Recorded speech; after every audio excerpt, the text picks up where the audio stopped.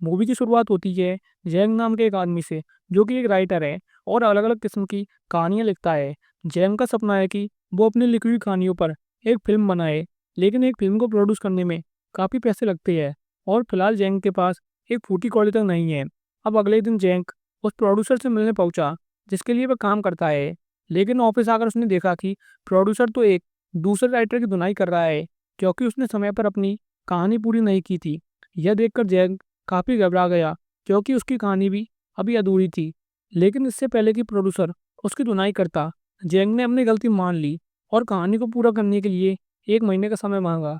1 महीने की बजाय प्रोड्यूसर ने उसे केवल 4 दिनों का समय दिया, और अगर इन 4 दिनों में उसने कहानी को पूरा नहीं किया तो उसे प्रोड्यूसर को पूरे पैसे लौटाने होंगे। अब भारी मन के साथ जैंग अपने घर पहुंचा और उस कहानी पर काम करना शुरू कर दिया, लेकिन काफ़ी सोचने के बाद भी वह कोई ढंग की चीज़ नहीं लिख पा रहा था। आखिरकार वो इस काम से तंग आ गया और दिमाग को ठंडा करने के लिए बियर पीने लगा। तभी उसे पास पड़ा हुआ एक बॉक्स दिखाई दिया, जो उसके ग्रैंडफादर ने मरने से पहले छोड़ा था। इस बॉक्स के अंदर जैंग को उसके ग्रैंडफादर का एक लेटर मिला, जो उन्होंने जैंग के लिए लिखा था। अब चूंकि जैंग ने काफ़ी दारू पी ली थी, इसलिए इस लेटर को पढ़ते पढ़ते उसकी आंख लग गई। अब सपने में जैंग ने अपने ग्रैंडफादर को देखा, जो उसे खुफिया खजाने का पता बता रहे थे। वो जैंग से कहते हैं कि मैंने हमारी पुश्तैनी घर के नीचे करोड़ों का सोना दबा रखा है, लेकिन मरने से पहले मैं उसे निकाल नहीं पाया, क्योंकि सरकार ने उस घर को तोड़कर उसके ऊपर एक जेल बना दी। अब अगले ही पल जैंग की नींद खुली और इस बॉक्स के अंदर उसे अपने पुराने घर का नक्शा मिला और एक सोने का बिस्कुट भी मिला। जब उसने इस मैप को जेल के मैप से मिलाकर देखा तो वह पूरी तरीके से हैरान था, क्योंकि ये दोनों मैप बिल्कुल सेम टू सेम थे। अब जैंग ने फैसला किया कि वो इस जेल के अंदर जाएगा और अपना पुश्तैनी सोना लेकर जरूर वापस आएगा। अब खुद को गिरफ्तार करवाने के लिए जैंग ने अपने पड़ोसी का लैपटॉप चुराकर उसे नीचे फेंक दिया, और इस अनोखी गलती के लिए जैंग को अरेस्ट करके जेल में डाल दिया गया। अब जेल पहुंचकर जैंग ने देखा कि ढेर सारे कैदी मिलकर क्रैब नाम के एक दूसरे कैदी का बर्थडे बना रहे हैं। थोड़ी देर बाद क्रैब जैंग से मिलने पहुंचा और उसे बताया कि किसी जमाने में उसका भी जैंग नाम का एक दोस्त हुआ करता था, इसलिए क्रैब ने इस जैंग को भी अपना दोस्त बना लिया है और जेल के अंदर उसकी रक्षा करने का उससे वादा भी किया। अब थोड़ी देर बाद जैंग जेल के अंदर मौजूद बरगद के पेड़ के पास गया, क्योंकि उस नक्शे के हिसाब से इस पेड़ के आसपास एक कुआं था और वो सारा सोना इस कुएं के अंदर ही दफन है।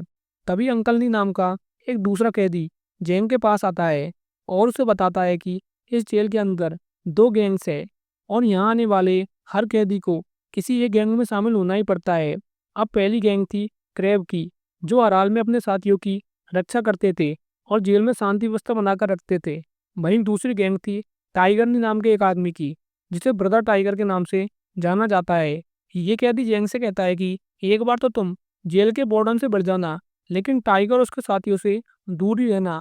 पर अभी वो अपनी बात पूरी कर रहा होता है कि उससे पहले टाइगर के लोग वहां पहुंच जाते हैं और सभी नए कैदियों को पकड़कर टाइगर के पास ले जाते हैं। अब टाइगर के लोग इन कैदियों को गैंग में शामिल होने का दबाव बनाते हैं और इनकार करने पर इनकी अच्छी खातिरदारी भी करते हैं। अब जैंग के पास कोई दूसरा चारा नहीं था और उस कैदी की कई कई बातों को याद करके वो गैंग में शामिल होने के लिए राजी हो जाता है। लेकिन इस गैंग में शामिल होने के लिए इन सभी लोगों को टाइगर की थुकी हुई चाय पीनी पड़ेगी। हम मजबूरन सभी कैदियों को यह चाय पीनी पड़ी। लेकिन जब जैंग की बारी आई, तब क्रैब और उसके साथियों ने लास्ट मोमेंट पर आकर उसे इस बेइज्जती से बचा लिया। यहाँ क्रैब ने टाइगर से कहा कि जैंग मेरे साथ मेरे कमरे में रहता है, इसलिए वह मेरी गैंग का हिस्सा है और तुम उसके साथ जबरदस्ती नहीं कर सकते। यह सुनकर टाइगर भड़क जाता है और उसने कसम खा ली कि वह जैंग की जिंदगी को नरक बना देगा। अब उस शाम जब जैंग अपना नाश्ता कर रहा होता है, तब टाइगर उसके पास आता है और उसके खाने में कॉकरोच डाल देता है और उसे खाने के लिए कहता है। लेकिन वहाँ मौजूद क्रैब ने सब देख लिया और यहाँ इन दोनों ग्रुप्स के बीच जोरदार लड़ाई हो गई। अब अगले ही दिन जैंग को इस जेल में सफाई करने का काम दिया गया और इस दौरान जैंग ने उस पुराने कुएं को ढूंढने की बहुत कोशिश की, जिसके अंदर वह सारा सोना दबा हुआ है। लेकिन काफ़ी कोशिशों के बाद भी उसे कुएं का कुछ पता नहीं चला।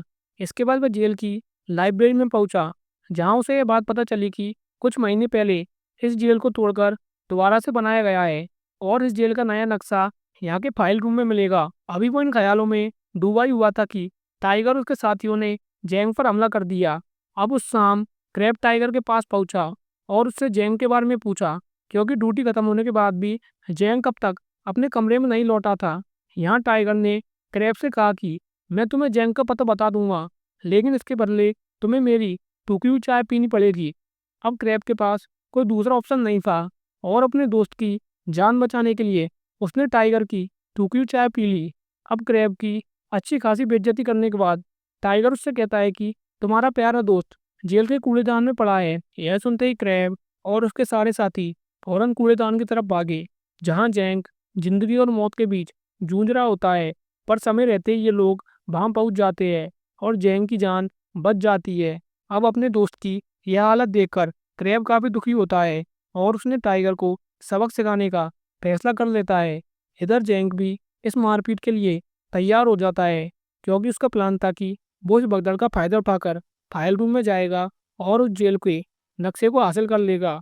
अब थोड़ी देर बाद ये दोनों ग्रुप्स एक दूसरे के आमने सामने होते हैं और इनके बीच जोरदार लड़ाई होती है। इस लड़ाई का फायदा उठाकर जैंग जल्दी कमरे की तरफ भागता है, लेकिन इससे पहले कि वो अंदर जा पाता, टाइगर और उसके साथी उसकी खूब पिटाई लगाते हैं और इस मारपीट के दौरान जैंग भी उस चाबी को कहीं खो देता है। अब इस लड़ाई के चलते टाइगर और क्रैब समेत जैंग को भी गिरफ्तार कर लिया जाता है और इन्हें एक अंधेरी जेल में डाल दिया गया था। यहाँ जैंग काफी उदास होता है, क्योंकि वो उस काल कोठरी में बैठे बैठे सोना नहीं ढूंढ सकता है। अब गुस्से में आकर उसने क्रैब से कहा कि तुम्हें मेरी हिफाजत करने की कोई ज़रूरत नहीं है, क्योंकि जब से तुम मेरी ज़िंदगी में आए हो मेरी ज़िंदगी आसान होने की बजाय मुश्किल ही होती जा रही है। इसलिए मैं तुमसे रिक्वेस्ट करता हूँ कि तुम मुझे मेरे हाल पर ही छोड़ दो और मुझे इन फालतू के झगड़ों से दूर ही रखो। अब इन बातों को सुनकर क्रैब को काफ़ी बुरा लग जाता है, क्योंकि वो तो सिर्फ जैंग की हिफाजत करना चाहता था। थोड़ी देर बाद उसने जैंग से माफ़ी मांगी और उसे बताया कि उसकी ज़िंदगी में दोस्तों से बढ़कर कुछ भी नहीं है। इसलिए उसने जब जैंग की हालत देखी तो वो खुद को रोक नहीं पाया और टाइगर से पंगा ले लिया। इसके बाद उसने जैंग को अपनी कहानी सुनाई और उसे बताया कि आज से कई साल पहले उसका जैंग नाम का एक दोस्त हुआ करता था, जिसने उसे गुंडों से बचाने के लिए खुद की जान कुर्बान कर दी। और उस दिन क्रैब ने कसम खाई कि वह मरते दम तक अपने दोस्तों की रक्षा करेगा। अब यह सब सुनकर जैंग को एहसास हुआ कि गुस्से में आकर उसने क्रैब को कितना कुछ कह दिया है। इसके बाद उसने क्रैब से माफ़ी मांगी और उसे बताया कि वह जेल में क्यों आया है। उसने क्रैब को बता दिया कि वह जेल में अपने पूर्वजों को सोना लेने आया है। इस पर क्रैब ने उससे कहा कि मैं तुम्हारी सोना ढूंढने में मदद करूंगा, लेकिन इसके बदले मुझे कुछ भी नहीं चाहिए, क्योंकि वो सोना तुम्हारे पूर्वजों का है। गाइस, आगे बढ़ने से पहले आप सभी से रिक्वेस्ट है कि आपने अभी तक चैनल को यदि सब्सक्राइब नहीं किया है तो प्लीज़ ज़रूर से ज़रूर सब्सक्राइब कर ले। अब प्लान के मुताबिक जैंग ने स्टोर रूम के गार्ड की गर्दन पर केमिकल छिड़क दिया, जिससे उसे एलर्जी हो गई। इसी वजह से उसे तुरंत मेडिकल रूम में ले जाया गया। मौका देकर जैंग ने उसकी यूनिफॉर्म चुरा ली और गार्ड का बेस बनाकर स्टोर रूम में घुस गया। वहाँ उसे जेल का नया नक्शा मिल गया, जिसके मुताबिक पुराना कुआं लॉन्ड्री रूम में था। इसके बाद जैंग और क्रैब पुराने कुएं तक पहुंच गए, पर अब उनके सामने एक मोटी दीवार थी। उन्हें यकीन था कि सोना इसी दीवार के पीछे होगा। जल्दी उन्होंने हथौड़े मार मार कर दीवार तोड़ डाली, मगर फिर जैंग सोने की तलाश में अंदर घुसा, पर काफ़ी देर घूमने के बाद उसे सोना कहीं नहीं दिखा। अंत में उन्हें दीवार पर एक सुंदर लकड़ी दिखाई दी। जैंग अब तक हिम्मत हार चुका था, इसलिए उन्होंने वापस लौटने का फैसला किया और जाते जाते कैम ने वो लकड़ी निकाल दी। मगर उस लकड़ी के निकालते ही उनके सामने सोने के 100 टुकड़े आ गए, जिनकी कीमत 500 करोड़ से भी ज़्यादा थी। जैंग ने कुछ सोने के टुकड़े क्रैब को दिए, पर उसने इनकार करते हुए कहा कि इस पर उसका कोई हक नहीं है। इसके बाद उन्होंने कपड़े ले जाने वाली मशीन के साथ सोनी को जेल से बाहर निकालने का फैसला किया। यह मशीन 22 तारीख को जेल से बाहर एक वेयर हाउस में जाने वाली थी और इसी दिन जैंग जेल से रिहा भी होने वाला था। अब उनका प्लान एकदम तैयार था और क्रैब काफ़ी खुश भी था, क्योंकि सोनी की मदद से जैंग अपना कर्ज उतार देगा और फिल्में बनाने का अपना सपना पूरा कर सकता है। क्रैब का साफ दिल देखकर जैंग ने बाहर जाकर उसके साथ एक रेस्टोरेंट खोलने का वादा किया। पर अगले दिन टाइगर और उसकी गैंग ने जैंग और क्रैब पर हमला कर दिया और भयानक लड़ाई शुरू हो गई।